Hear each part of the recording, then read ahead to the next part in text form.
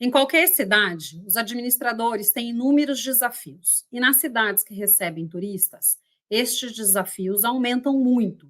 Porém, se não houver fiscalização e cobranças, o poder público pode deixar de fazer seu trabalho como deveria. Para entendermos melhor este assunto, recebemos hoje o engenheiro José Manuel Ferreira Gonçalves, da Associação Água Viva, que atua em todo o litoral paulista, fiscalizando e cobrando as autoridades locais que executem, da melhor maneira possível, o trabalho que lhes compete.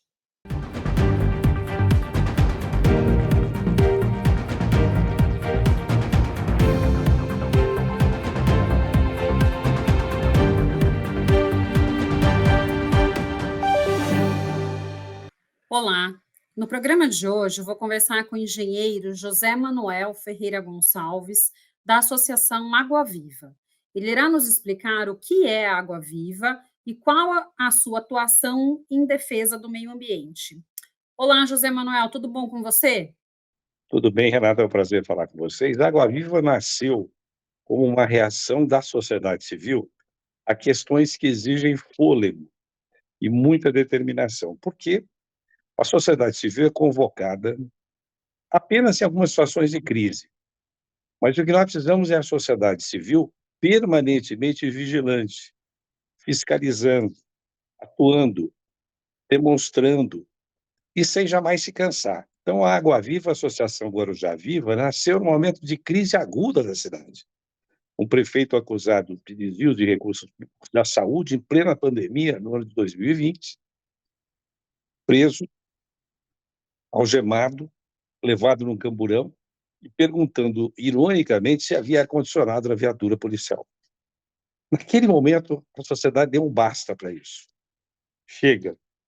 Foi o limite da nota de corte e, a partir dali, surge a Associação Guarujá Viva, Água Viva, que queima, no bom sentido, o que não está certo na sociedade. Nós estamos Uhum. conversando, discutindo, dialogando e, no dia a dia, fazendo um trabalho de cidadania, que é o de orientar as pessoas à participação.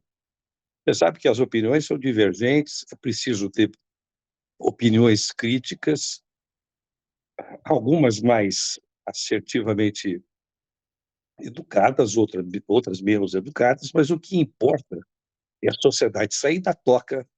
Isso é de forma geral, viu? Não é só aqui em Guarujá, de forma geral, é a sociedade partir para a participação no dia a dia de maneira consistente, firme e politicamente com resultados importantes. Foi isso, por isso e para isso que surgiu a Água Viva. Tá, maravilha. E José Manuel, me fala, né, um pouco aí do trabalho que vocês desenvolvem e os principais desafios que vocês enfrentam aí como associação. O principal desafio é a falta de informação. Você tem um sistema que está acostumado a não ter transparência. E o mecanismo número um de transparência numa cidade seria o poder legislativo fiscalizar o executivo. Mas o que se vê não é isso. Muitas vezes o que se vê é um legislativo cooptado pelo executivo com a troca de pequenos favores, carguinhos políticos e a destinação de recursos para pequenas obras absolutamente desconectadas de um planejamento de cidade. Se vê, por exemplo, o vereador buscar um asfaltamento, uma pintura de uma escola ou algo parecido, e tem lá o seu valor, mas que não tem um conjunto de ações estruturadas pensando no município como um todo.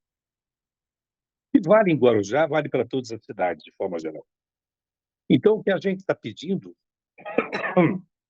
é que a sociedade participe. Por exemplo, quando tem audiência pública, mais ou tão importante que a audiência pública é a preparação da sociedade para que, na audiência pública, entenda o que vai ser falado, entenda o que vai ser discutido, tenha a dimensão e a profundidade do tema ali em debate, porque isso vai refletir de uma maneira direta, e muitas vezes de uma maneira indireta. Desculpe, e aí que está o problema, porque é essa questão da forma indireta da reflexão do que está acontecendo, que torna o cidadão muito distante. Ah, mas isso não vai interferir com a minha vida. Uhum. Vocês estão discutindo o meio ambiente, eu não tenho nada a ver com isso. Ele só vai sentir quando faltar água, por exemplo, ou quando a praia está poluída, e A ele gente sente sempre que tem acha que é um algo. problema, é um problema que não nos atinge, né? Não é nosso. Até de fato a gente ter a percepção, a gente vivenciá-lo, porque enquanto a gente não vivencia, eu gosto de dar um exemplo da questão das ondas de calor que a gente teve ano passado. Enquanto não era algo que a gente tinha vivenciado, a gente escutava nos outros países essa problemática do aquecimento global. A partir do momento que a gente passou a vivenciar, né, a gente começou a prestar um pouco mais de atenção na questão dos impactos ambientais de uma maneira geral, né? Então, só para Além disso, trazer, além, então, essa questão da importância, né, José Manuel? além disso, tem o problema dos ceticistas, né? Que ocupam em todos os setores, em espaços de opinião ou espaços de formação de opinião, e fazem um desserviço na pedagogia ou na, na didática da transferência da informação. Criam aquela sensação de que isso é perder tempo. Imagina, esse problema do clima sempre foi assim, vai continuar sendo assim. Quer dizer, esse desânimo pretensiosamente inteligente, mas absolutamente emburrecedor, e que faz com que as pessoas saiam dessa percepção de que o problema é logo aqui. Como é que você mexe com o lixo? Como é que você está fazendo com que você está imaginando que possa ser a sua cota de contribuição na redução dos problemas da sociedade? Né? Porque também é fácil cobrar, criticar e não oferecer sugestões. Agora, nós, da sociedade civil, não temos como muitas vezes abrir a caixa preta. Dessas informações que eu comecei dizendo não são transparentes, são mantidas às sete chaves, longe da sociedade. Então, Uhum. para isso, tem nos ajudado muito a instituição que é o Ministério Público, que, com um inquérito civil ou com um expediente administrativo, consegue trazer informações que nós, a sociedade, demoraríamos muito mais tempo através de mecanismos previstos. Você pode pedir pela lei da informação, vão te pedir mais 30 dias, vai romper 30 dias, assim vai. Diferentemente, o Ministério Público fixa uma data, um prazo, e aí de lá quem não cumpra. A coisa é muito mais séria. Então, nós temos feito uma parceria para bem do interesse público dessa forma. Temos trabalhado em sintonia, inclusive agora.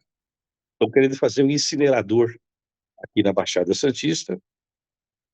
Aprovaram um no Brasil, querem aprovar o segundo aqui na Baixada Santista, e a gente pode falar um pouquinho sobre o absurdo que é isso, porque a separação do lixo não é feita. Tem plástico no meio, tem uma porção de materiais que seriam incinerados e levaria para a atmosfera uma grande quantidade de contaminantes, inclusive com o poder terrível de você levar doenças como câncer, em vários aspectos, né? Pode conversar sobre isso. Então, o que a Água Viva está fazendo é um trabalho gradual, é um trabalho de fôlego, é um trabalho de convencimento, é um trabalho da boa política. A boa Uhum. política, independentemente dos partidos, porque perguntam muito para a Água Viva, vocês aceitam gente de partido A, B ou C? Nós aceitamos todo mundo desde que tenha o mesmo espírito, o espírito de prestar um serviço público, o espírito de não utilizar uma ONG, um mandato de vereador, no caso, lá especificamente quando falei da Câmara, a Câmara de Vereadores, você fazer negócios. Não dá. Então, o momento é um momento sério. Essa cidade aqui, em Guarujá, está entregue a uma onda de violência muito grande. Às vezes, as pessoas mais simples, que enxergam o problema mais de perto, têm uma contribuição espetacular a oferecer nesse conjunto de transferências de energias, de forças, para construir a cidadania. Isso é um processo gradual, um processo lento, e não é uma reta crescente unicamente. Você tem idas e vindas, você tem momentos melhores, tem momentos piores. Isso que é Uhum. o interessante do processo. Eu não sei se eu Tá. estou dizendo como é que é a Água Viva, como é que ela está. Então, a gente dividiu, por exemplo, a nossa associação em segmentos. segmento tecnológico, um segmento mais político, num segmento tecnológico, algumas áreas específicas que discutem questões específicas, né? Ou, por exemplo, essa do lixo, ou da questão de poluição de praias, né? E assim nós vamos percebendo o quanto a sociedade está precisando e querendo isso. Agora, os esforços para desanimar são enormes também, né? Uhum. Aí é bobagem. Quem tem a caneta não está na associação da sociedade civil, quem tem a caneta é vereador, quem tem a caneta é prefeito, quem tem a caneta é deputado, e todos precisamos trabalhar em sintonia e em harmonia, na verdade. Uhum. E eu até ia te perguntar, José Manuel, acho que uma das questões que sempre refletem, né, no litoral paulista, e acho que aí no Guarujá não é diferente, final de ano, carnaval, né, essa época que a gente tem muitas pessoas no litoral e ao mesmo tempo também chuvas mais intensas. A gente tem, muitas vezes, praias se tornando impróprias, né, para o banho, ou o rio que despeja na praia também se tornando impróprio para o banhista, né? Como que a Água Viva ela tem lidado com essa questão do esgoto despejado nas praias paulistas? Olha, você tem várias formas de esgoto chegar na praia. Você tem uma forma que é da ligação clandestina de esgoto na rede fluvial. Então, quando chove, em geral, no dia seguinte, daí alguns dias, a qualidade da água da praia, da água do mar, na praia, Uhum, é pior, exatamente com a chegada desses esgotos que são levados pela enxurrada, chegam nas guias, nas sarjetas, e chegam, por consequência, até as praias. Esse é um mecanismo que a gente chama de contribuição difusa. Você tem outros mecanismos que independem da chuva e que estão sempre acontecendo, que são chamadas línguas pretas ou línguas de poluição que chegam nas praias. Você não precisa nem chover. Você pode observar isso em várias praias do litoral de São Paulo, proveniente de um pouco disso que eu disse, ou seja, ligações clandestinas de esgoto, e outros efeitos que precisam ser identificados. Rebaixamento do lençol freático, muitas vezes carreando também uma água mais escura e com cheiro para o mar, etc. O que precisa ser feito? A média que a CETESB faz para calcular a balneabilidade de uma praia depende das 4 últimas semanas. Então, quando o funcionário da CETESB entra na água do mar até a cintura e coleta a água e encaminha para o laboratório, isso vai entrar numa média das 3 semanas anteriores, ou seja, isso de 4 em 4 semanas é feita uma média. O que pode acontecer é um falso positivo ou um falso negativo. Esse teste dizer, olha, a praia não está poluída e a praia está poluída.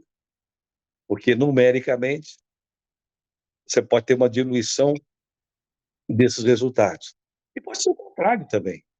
Olha, a praia não está poluída, ou a praia está poluída, ele pode afirmar que está poluída e não está poluída. Então, há muito tempo que a gente defende o aperfeiçoamento da metodologia desses ensaios. Olha, a Água Viva, como é que lida com isso?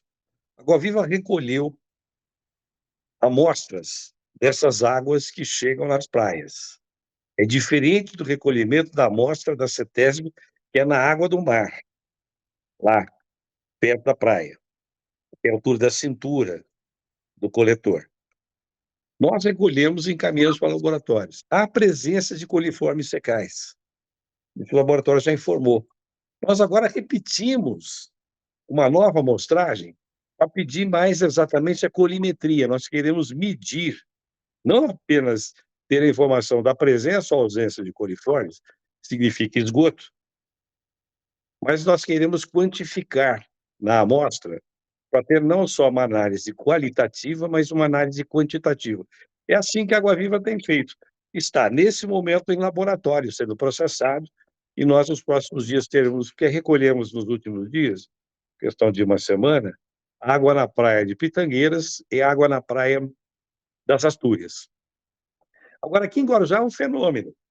Eu disse no começo da nossa conversa que há uma tentativa de descredibilizar. Eu não tinha utilizado essa palavra, estou utilizando agora. Descredibilizar o que a sociedade civil faz. Não, isso não precisa, nós estamos aqui resolvendo. Vou te dar um exemplo do cinismo institucional que nós chegamos a ter aqui na região. Praia do Tombo é uma praia de bandeira azul, e tem, portanto, uma responsabilidade muito interessante para a manutenção dos atributos da praia. A praia é interessante, não é, para que não chegue ali esgoto, etc. Isso seria, o bom seria que todas as praias fossem assim. Mas no canto da praia, perto do, digamos, ao morro que tem a fortaleza ali, o forte dos Andradas, tinha um escoamento de água suja, formando uma língua escura em direção à praia. Nós recolhemos essa água, encaminhamos ao laboratório, o laboratório deu, tem coliforme fecal na água. Qual foi a providência da prefeitura? Não foi de convencer a Sabesp a fazer o chamado caça-esgoto. Você vai e localiza quem está jogando esgoto ali, o que está faltando, o que isso não está sendo levado para o emissário submarino, que é na Praia da Enseada, mas que dá e bombeia desde ali, viu? Isso que a pessoa precisa entender. O bombeamento dessas águas, você precisa levar o esgoto até o coletor, senão ele não vai até o emissário. Ele vai ser jogado na praia mais próxima. O que a prefeitura fez? Jogou uma areia para esconder essa língua suja. Jogou uma areia em cima. Passou um trator, enganando as pessoas, dando a impressão que está tudo resolvido.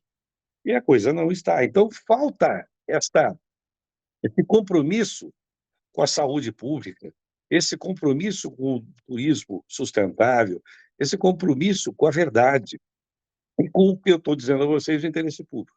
Então, a Água Viva está exatamente queimando.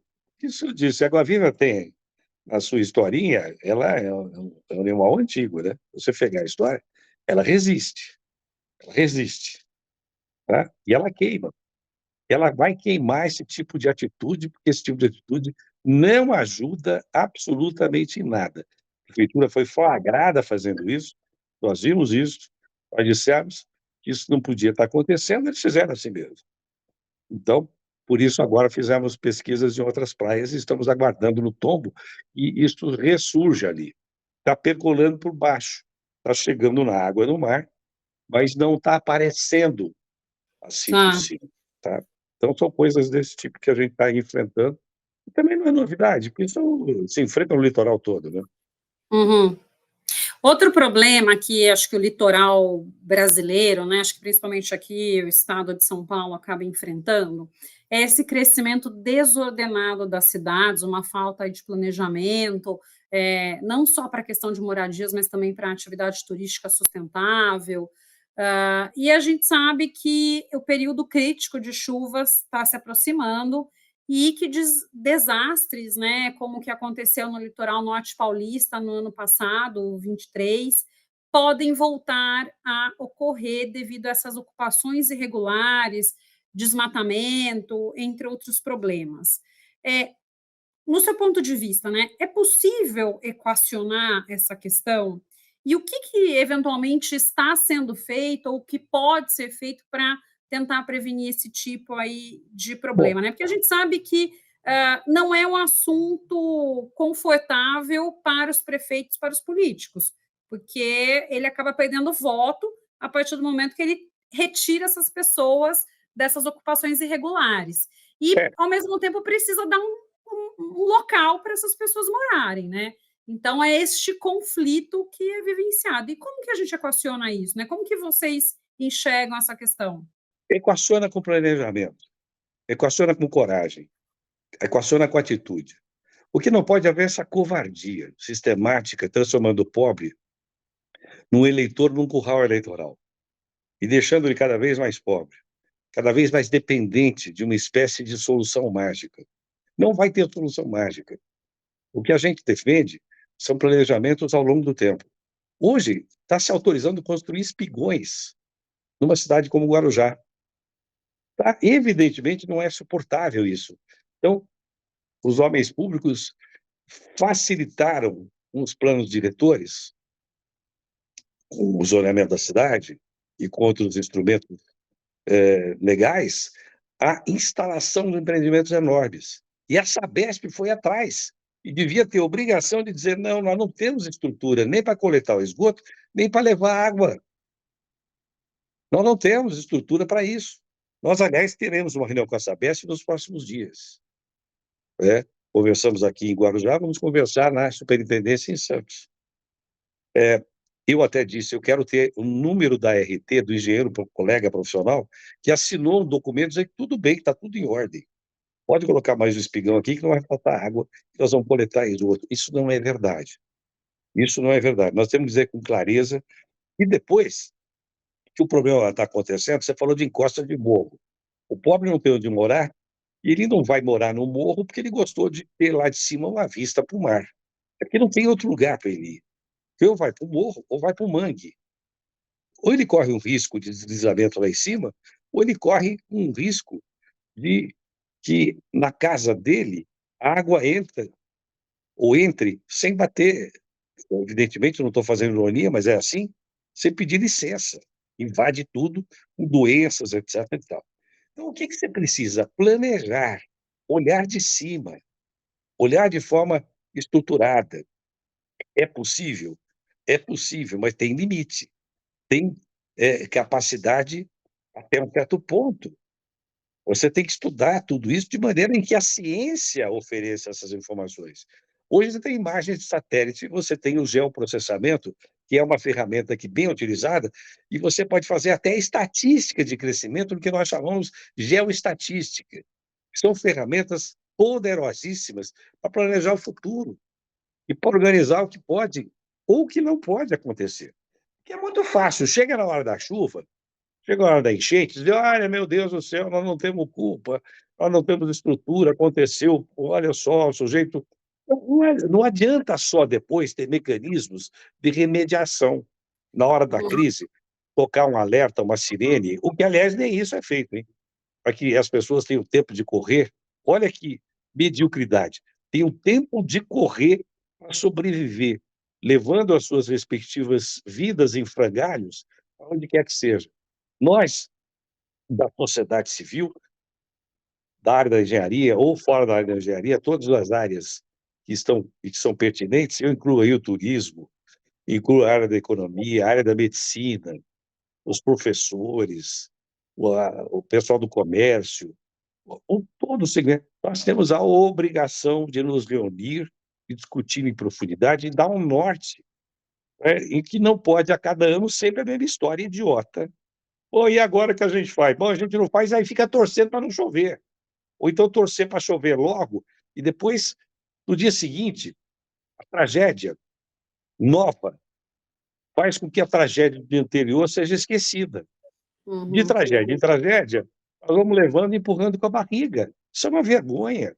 Isso é uma vergonha. Nós aqui em Guarujá temos e sabemos onde pode deslizar morro. Nós sabemos onde tem problema de mangue. Nós sabemos onde tem pressão para desmatar. Nós sabemos. O que não tem é ação preventiva e uma ação estruturada. Você falou do problema político. O político pode perder alguns votos, mas vai ganhar muito mais votos se tiver a capacidade de demonstrar isso. Agora, se ele estiver refém desse mecanismo que eu chamo de aprendiz de feiticeiro, que fica criando um feitiço, depois morre afogado no próprio feitiço, que pediu para chover, não chovia, o feiticeiro aprendiz pede para chover, depois começa a chover, a água começa a subir, ele não consegue parar a chuva, porque ele é só um aprendiz. Aí morre afogado na própria água que ele pediu que viesse. A gente faz isso sempre e tem que romper isso. O que mecanismos como a Água Viva estão fazendo é de romper, é propor uma ação disruptiva em relação a isso. Nós podemos, vamos exigir, vamos pedir. Nós temos conversado com ministros das cidades. Eu sou da área de ferrovias e o Brasil trabalha e precisa trabalhar muito fortemente com ferrovias. E descobriu agora que concedeu ferrovias há alguns anos atrás por valores irrisórios. E esse governo, em boa hora, eu não estou defendendo o governo A, B ou C, esse governo, embora, está dizendo, olha, concessionários, vocês precisam repor o dinheiro que vocês não colocaram no sistema para que a gente possa fazer mais ferrovias. É assim, a mesma coisa aqui, em relação à ocupação. A gente quer construir um prédio, você falou de ilhas de calor no começo da entrevista. Você falou Uhum. de ilhas de calor. Esse, mais do que um evento de escala planetária, ele é local, além da questão do aquecimento global e das mudanças climáticas que o planeta inteiro está vivendo, nós temos essas chamadas ilhas de calor, que explicam, por exemplo, o que acontece em São Paulo. Não é só aquecimento global. Essas chuvas localizadas, violentas, específicas, né? E que num bairro bem próximo não chove. Então você tem uma ilha de calor fortíssima localizada ali. A ciência tem respostas para isso. Os programas que nós temos e que a universidade do Brasil inteiro já desenvolveu com o apoio de universidades do mundo inteiro, de predição em escala bem interessante de como é que esses fenômenos atmosféricos podem acontecer, vão ser levados em conta. E não são levados em conta, porque me parece isso, que a turma espera a tragédia, para que a tragédia crie uma espécie de cortina de fumaça, boçalizando o processo e impedindo que a sociedade perceba a desimportância dessa classe que está no poder. Eu não estou dizendo todos, mas a sua esmagadora maioria, gente despreparada, gente sem nenhuma condição de exercer uma função pública de relevância para enfrentar os desafios do momento. E são desafios sérios, importantes e que precisam ser enfrentados. Uhum.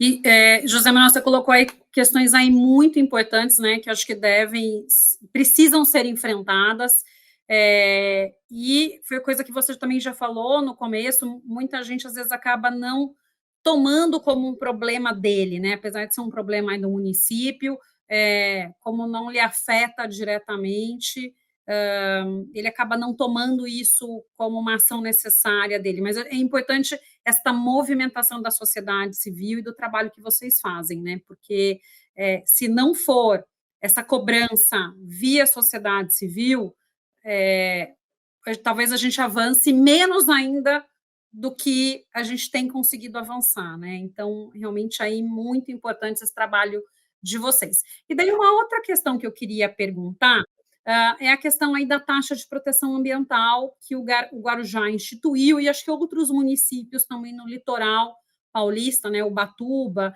também Aqui, instituiu. E é aqui uma nós taxa, conseguimos evitar. Aqui nós conseguimos então, evitar. e é Eles uma queriam fazer e taxa não conseguiram. polêmica, né? Então, explica um pouquinho Essa, quais as essa, ações que vocês tomaram. esse é um exemplo completo, cabal, da burrice crônica do Porque em executivo mais Ubatuba está legislador. valendo essa taxa, né? Não, Ubatuba, inclusive, você passa. Ubatuba foi e voltou, hoje está valendo, né? Aqui É, no é, Guarujá não passou. Aqui no Guarujá não passou. Nós fizemos um movimento forte para demonstrar, com o grande apoio de muitos segmentos da sociedade, que é muito fácil você taxar o turismo. Imagina, o turismo é responsável por mais de 60% ou 70% da atividade turística da cidade e da região. Você vai mexer nisso, você tem que estudar muito bem. Porque não é apenas eu vou taxar o turista. Veja, tem gente que é completamente incapaz de perceber além do nariz. sim. Porque o turismo de um dia vem, ele é predatório.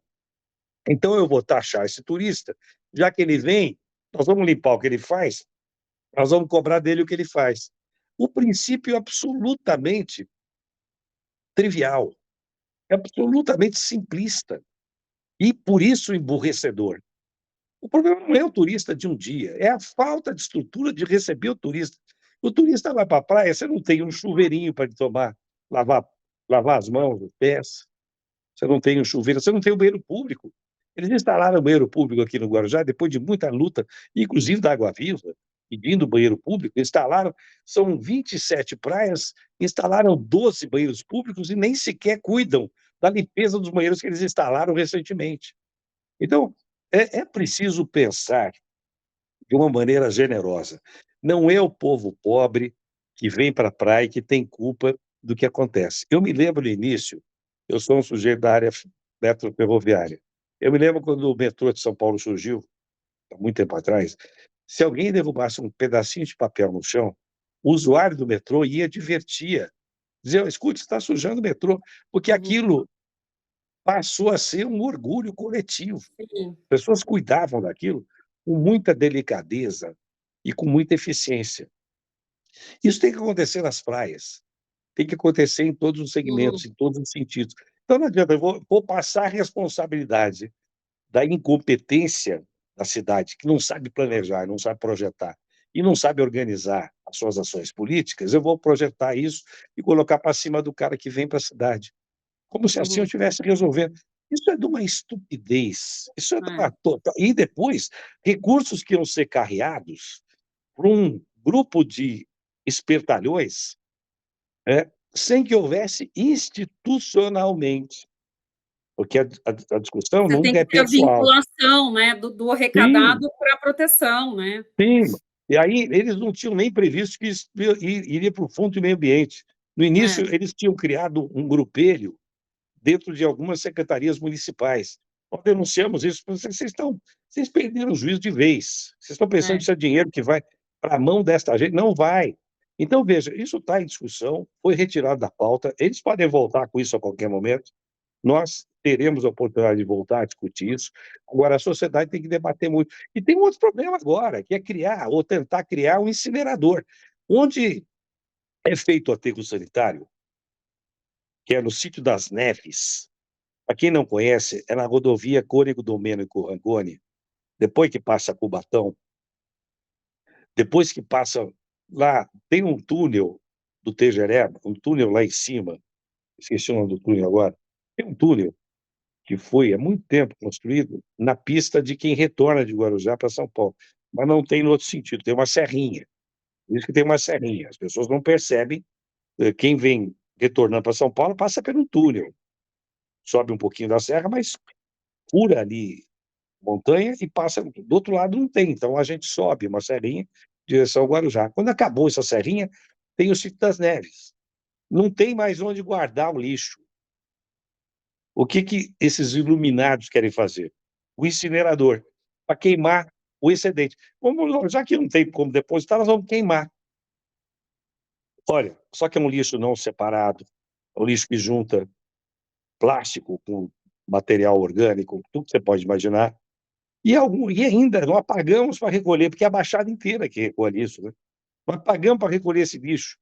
E esses iluminados aplaudem que a empresa que recolhe esse lixo, que chama Terracom, é fortíssima na região, influenciando a política em todos os sentidos aqui, em vez de pagar a sociedade para que use esse lixo como combustível de uma eventual incineração, nós ainda vamos pagar para eles para incinerar, para queimarem aquilo que nós pagamos para eles recolher.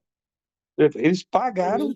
por isso, eles foram pagos para que fosse feito o recolhimento e querem receber para pagar, para fazer a incineração. E nós vamos receber, entre aspas, uma energia elétrica produzida dessa maneira, com altíssimo custo.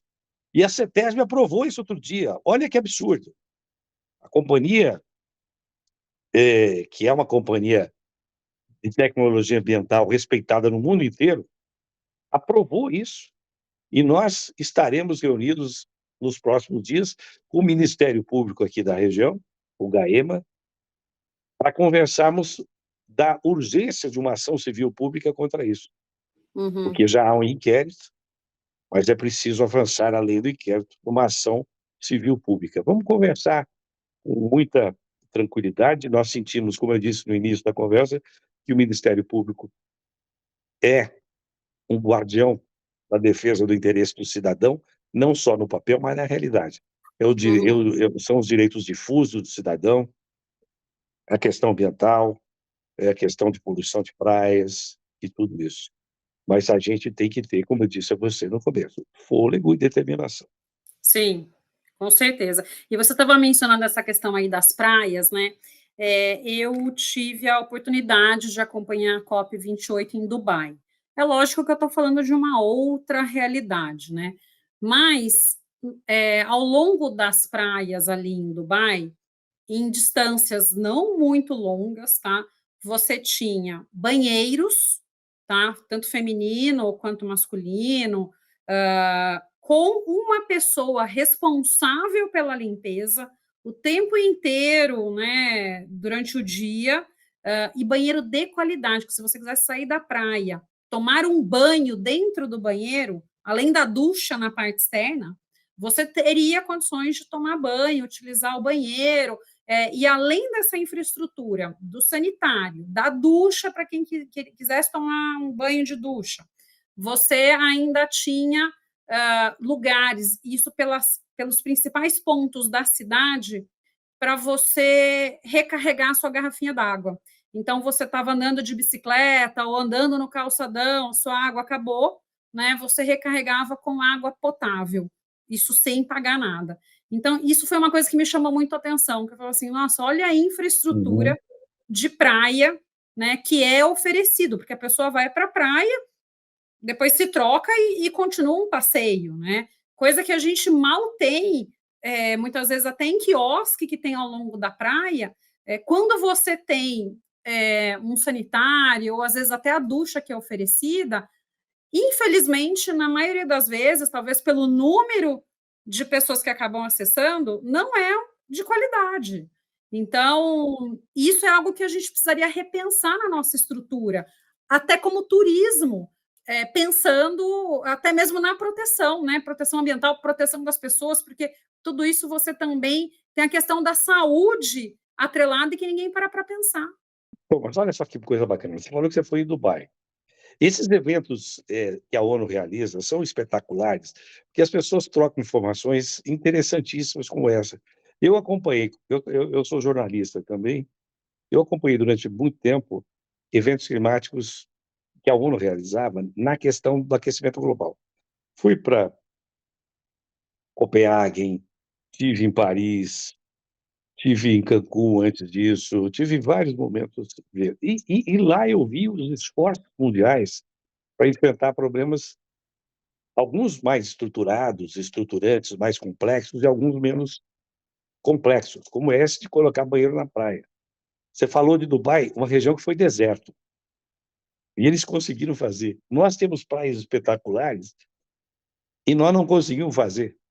Uhum. A gente não consegue fazer. É de uma incompetência absoluta. Mas tudo começa com um oportunismo. Ah, eu vou resolver o meu problema, eu quero levar a gente para lá e não quero ter responsabilidade.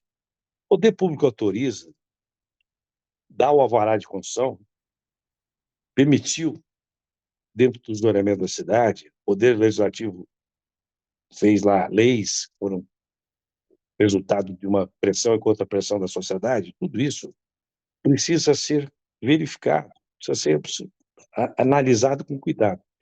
Tem cabimento você não ter um chuveirinho, mesmo que seja simples, para funcionar? Agora, o que acontece é que eles colocam um banheiro de péssima qualidade e não se preocupam com a limpeza. Então, o sujeito vai ao banheiro, tem papel jogado. Outro dia eu fui, fotografei, filmei e mostrei para as pessoas. O banheiro foi um banheiro, eles chamam de banheiro emergencial.